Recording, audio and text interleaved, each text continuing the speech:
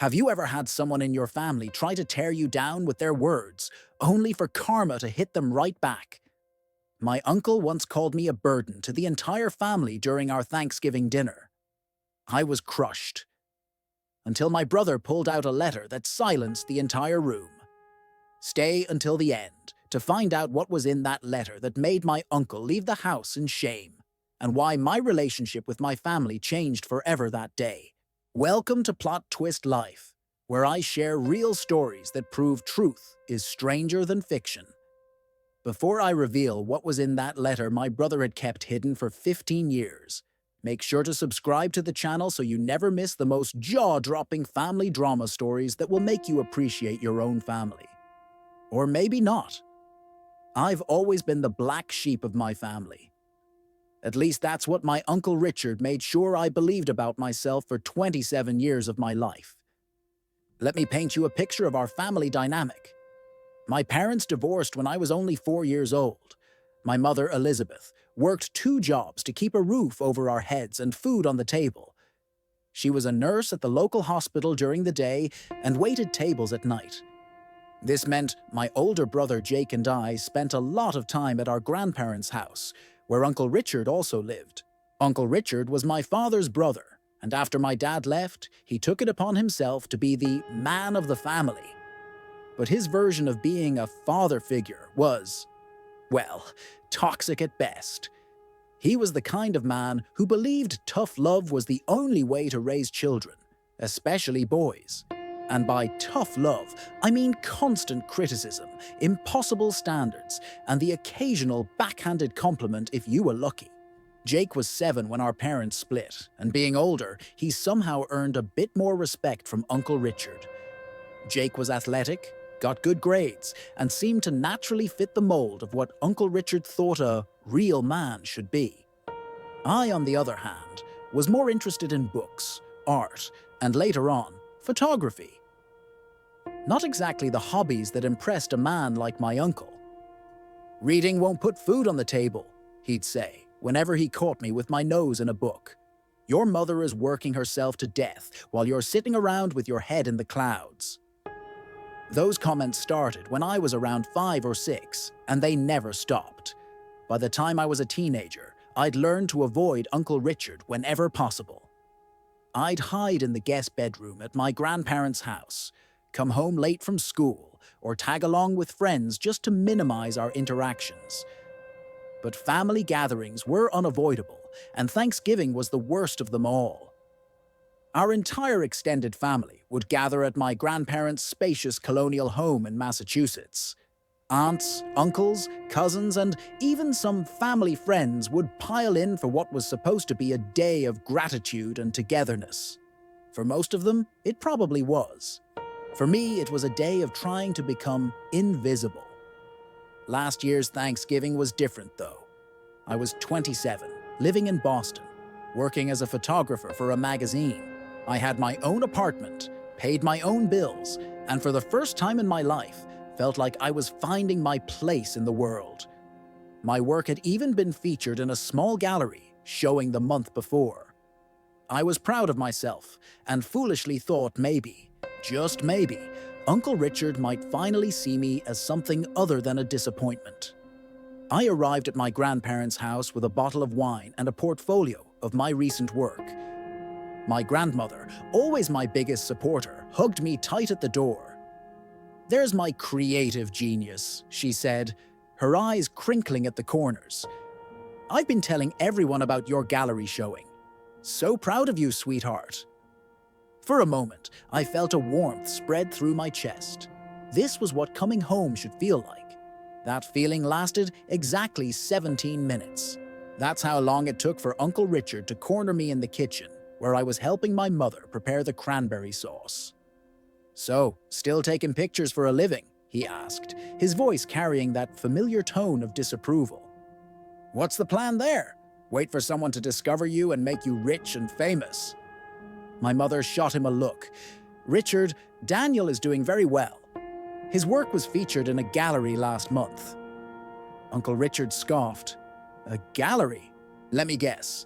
One of those hipster places where they charge $5 for coffee and pretend scribbles on a canvas are worth thousands. I pressed my lips together, focusing intently on the cranberries as they popped and bubbled in the pot. I was an adult now. I didn't need his approval. At least, that's what I kept telling myself. Actually, I said, trying to keep my voice steady. It was at the Helix Gallery on Newbury Street. They're pretty selective about the artists they feature.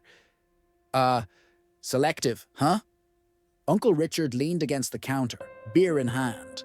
Selective enough to pay your bills? Or are you still getting help from your mother? I'm doing fine on my own, I replied, stirring the cranberries with more force than necessary. The magazine pays well, and I do freelance work on the side. Before Uncle Richard could respond, my brother Jake walked into the kitchen. At 30, Jake had become everything Uncle Richard had wanted him to be, or so it seemed on the surface. He was a successful architect, married with a baby on the way, and owned a beautiful home in the suburbs. The golden child, through and through.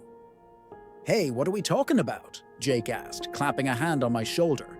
"Just discussing your brother's career choices," Uncle Richard said, taking a swig of his beer. "Still trying to figure out how taking pictures is going to set him up for the future." Jake's grip on my shoulder tightened slightly. "Daniel's work is amazing. Did you see the piece that Boston Magazine did on him last spring?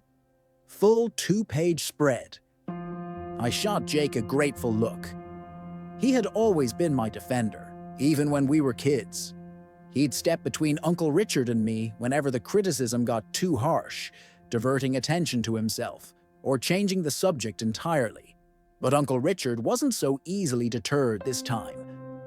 "Look," he said, lowering his voice as if he was about to impart some great wisdom. "I'm just concerned. Elizabeth has worked herself to the bone for you boys, and Jake here has made something of himself. But Daniel, I worry you're still chasing dreams instead of building something real." "My career is real," I countered, feeling the familiar heat of anger and shame rising in my chest. "Just because it's not what you would choose doesn't make it any less valid." Uncle Richard shook his head. "It's not about what I would choose, it's about responsibility. At your age, your father was already—" "Don't!" My mother interrupted, her voice sharp. "Don't bring him into this." The kitchen fell silent. My father was rarely mentioned in family gatherings, and never by my mother. After the divorce, he had moved to California, started a new family, and effectively disappeared from our lives. The occasional birthday card or Christmas gift was the extent of his parenting. Uncle Richard held up his hands in mock surrender. "All I'm saying is that some people step up and some people don't." Jake stepped up. He's been the man of this family since he was a kid. And Daniel. He let the sentence hang there, the implication clear. Dinner was tense, to say the least. I sat between my grandmother and a cousin as far from Uncle Richard as the table would allow. We made it through the turkey, the stuffing, and were halfway through pumpkin pie when it happened. Uncle Richard had been drinking steadily throughout the meal, and his filter, what little he had to begin with, was completely gone by dessert. Someone had asked about my photography, a fatal mistake in retrospect. "You know what?" Uncle Richard said loudly, cutting off my response about an upcoming project. "I've kept quiet for too long. Someone needs to say it."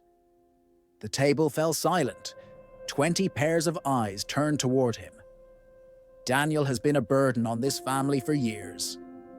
Elizabeth has sacrificed everything for him to chase this photography pipe dream. He's 27 years old. And what has he accomplished? Some pictures in a coffee shop?" "Richard!" my grandmother gasped. "It's true," he continued, pointing his fork at me. "Jake was working and contributing to this household when he was 15. But Daniel? Always with his head in the clouds, always needing special attention, special understanding. Meanwhile, his mother works herself sick, and his brother picks up all the slack." I felt like I'd been punched in the stomach, The shame that washed over me was familiar. I'd felt it many times in Uncle Richard's presence, but the public nature of his attack made it 1,000 times worse. I looked down at my plate, unable to meet anyone's eyes, especially my mother's. That's when Jake stood up. The scrape of his chair against the hardwood floor cut through the horrified silence. "You need to stop talking right now," Jake said, his voice quiet but filled with an anger I'd rarely heard from him. Uncle Richard scoffed. "I'm just saying what everyone's thinking." "You've carried your brother long enough, Jake. It's time he grew up." "Is that what you think? That I've been carrying him?" Jake shook his head, a strange smile playing at his lips. "You know, I've been waiting for the right moment to do this. I thought maybe you'd change, or at least learn to keep your toxic opinions to yourself. But you never will you?" Jake reached into his back pocket and pulled out his wallet. From inside, he extracted a folded piece of paper that looked worn at the creases, as if it had been opened and refolded many times. "What's that?" Uncle Richard asked, his bravado faltering slightly. "This," Jake said, unfolding the paper carefully, "is a letter that Daniel wrote to Mom when he was 12 years old. I found it in the trash after one of your man-up lectures reduced him to tears." My heart stopped. I knew exactly what letter he was talking about. It had been a particularly bad day. Uncle Richard had berated me for wanting to join the photography club instead of baseball. He'd called me weak, said I'd never amount to anything, that I was wasting my mother's hard-earned money on stupid hobbies. I'd written the letter that night, pouring out everything I felt, but had thrown it away, too afraid to actually give it to my mom. "Jake," I said, a warning in my voice. "Don't." But Jake was already reading. "Dear Mom," he began, his voice clear and steady. "I'm sorry for being such a disappointment. I'm sorry that you have to work so hard because Dad left and I'm not strong like Jake. Uncle Richard says I'm a burden to you, and I think maybe he's right." My mother made a small, wounded sound. "I try to be better," Jake continued, "but nothing I do is ever good enough for him. I'm not good at sports or math or fixing things like Jake is. All I'm good at is taking pictures and drawing, and Uncle Richard says those are useless hobbies." I wanted to disappear. The letter laid bare all the insecurities and pain I'd felt as a child, things I'd worked hard to overcome as an adult. But Jake wasn't finished. "Sometimes I think about running away so you wouldn't have to work so hard anymore. But then I think about how sad you'd be, and I don't want to make you sad. You're already sad enough because of Dad." The dining room was absolutely silent now, save for Jake's voice and the occasional quiet sob from my mother.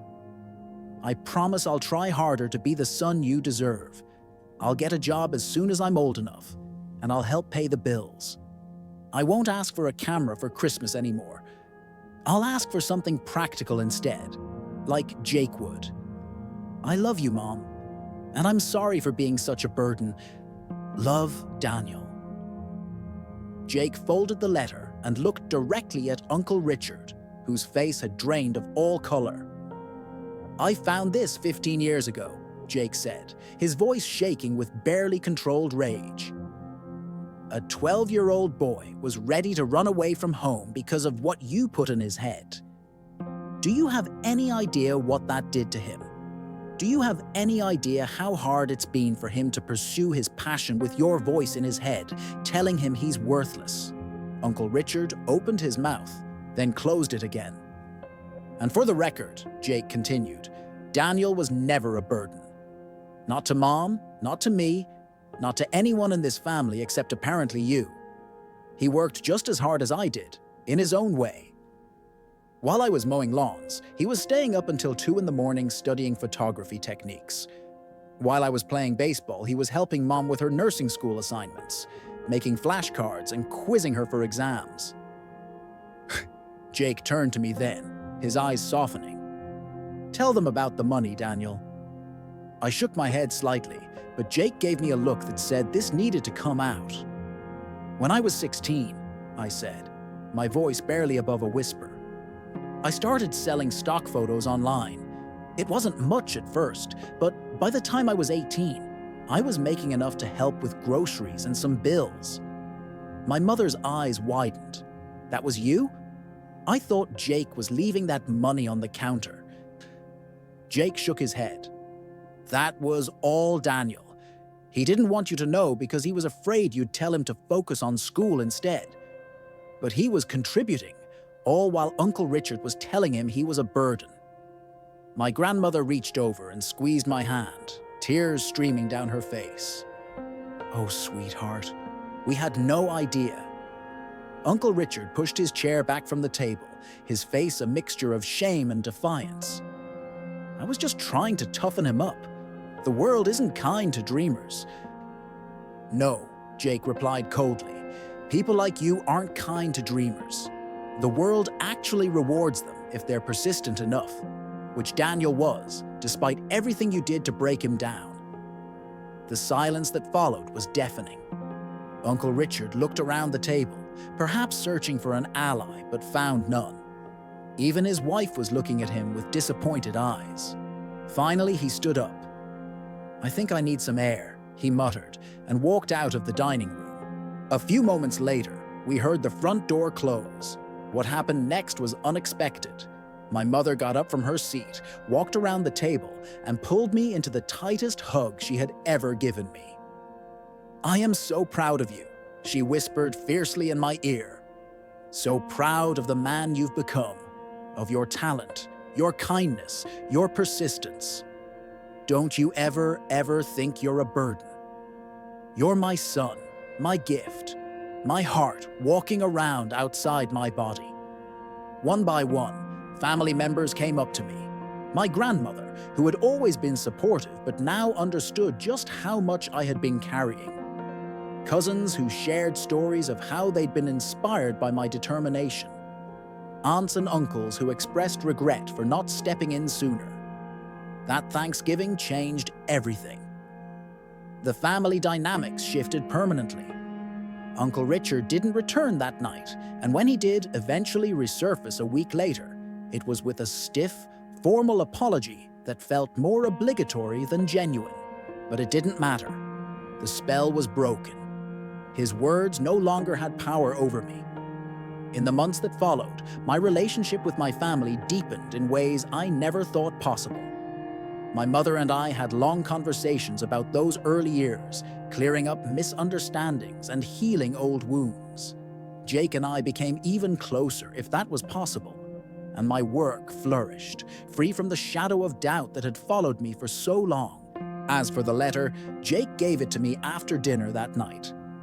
I keep it in my wallet now, not as a reminder of pain, but as evidence of how far I've come. Sometimes, when I'm facing a challenge or feeling uncertain about my path, I take it out and read it. Not to revisit the hurt, but to remind myself of the strength it took to move beyond it. 6 months after that Thanksgiving, I held my first solo photography exhibition. The theme was Burdens Transformed, a series of portraits of people carrying physical weights that represented their emotional struggles, yet standing tall and proud despite them. The centerpiece was a self-portrait, me holding a heavy antique camera with Uncle Richard's words etched into the metal, but with a smile on my face and light in my eyes. The exhibition was a success beyond my wildest dreams. A prominent art critic called it a raw, unflinching look at resilience in the face of familial wounds. 3 pieces sold on opening night, including the self-portrait, which was purchased by none other than my mother and Jake together. Uncle Richard wasn't invited to the exhibition. Some wounds can be healed, but boundaries are still necessary. He continues to be a part of family gatherings, though his presence is more subdued now, his opinions offered less freely. I'd like to say he's changed completely, but that would be too neat an ending for a story as messy as family dynamics. What has changed is me. My confidence, my self-worth, my understanding that his words were always more about him than they ever were about me. As I stood in that gallery on opening night, surrounded by friends, family, and strangers moved by my work, I realized something profound. Sometimes the people who hurt us the most give us our most powerful stories to tell. Uncle Richard's cruelty gave me a perspective and an emotional depth that infuses my work with authenticity. In a strange way, I owe part of my success to his failure to break my spirit. And Jake kept that letter for 15 years, waiting for the right moment to use it, not just to defend me, but to break the cycle of emotional abuse that had seeped into our family dynamics. He understood that some truths need to be spoken aloud, not just for the person being hurt, but for everyone who has been complicit in their silence. That's the thing about family secrets and unspoken pain. They fester in darkness, but when brought into the light, examined with honesty and compassion, they lose their power. The letter that once represented my deepest shame became the catalyst for my greatest healing. So if you're carrying words that have wounded you, words that have made you question your worth or your place in this world, know this: those words don't define you. Your response to them does. And sometimes, the most powerful response is to take those very words and transform them into something beautiful, something that speaks your truth so loudly that it drowns out all the voices that ever tried to diminish you. That's what I did. That's what my art does every day. And in the end, that's the most satisfying revenge against anyone who ever called you a burden. To become so undeniably valuable that their words are revealed for what they always were. A reflection of their limitations, not yours. That Thanksgiving changed my life forever. And now, 15 years after my brother saved that letter, I'm a successful photographer with my own studio. The uncle who once called me a burden? He asked me to take his family portraits last Christmas. I said yes, not out of forgiveness, but to show him just how wrong he had been about me all along. If this story resonated with you, please subscribe to Plot Twist Life for more real stories about family drama, unexpected twists, and the moments that change our lives forever. Share in the comments if you've ever had someone try to dim your light and how you proved them wrong. Remember, sometimes the people who believe in you the least give you the greatest opportunity to prove them wrong. See you in the next video.